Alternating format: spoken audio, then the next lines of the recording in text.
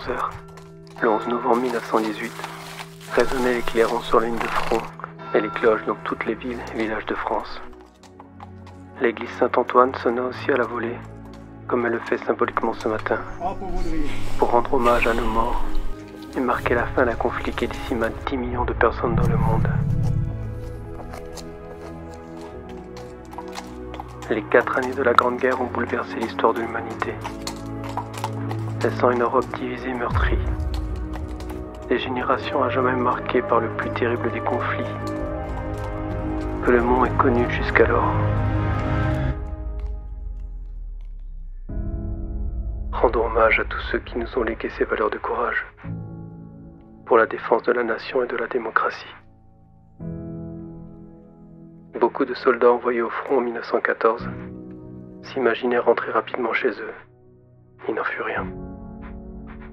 Ils furent plongés malgré eux dans la boue, le froid, la terreur des bombardements, l'angoisse de l'attente dans les tranchées.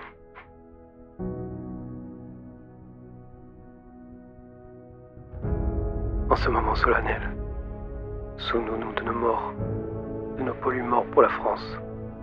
Offrons-leur la victoire qu'ils n'ont pu ni voir, ni avoir.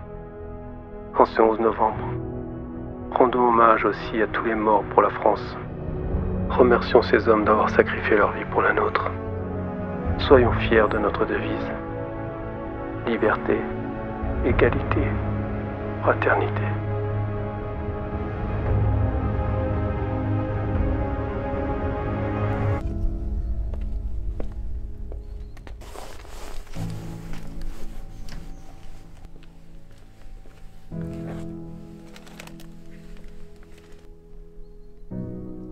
Gardons toujours à l'esprit que la paix se construit chaque jour.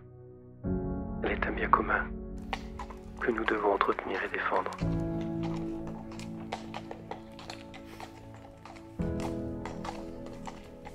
Dans ce contexte, il est indispensable d'être tous unis pour cet hommage à la paix retrouvée et à la fin de la barbarie.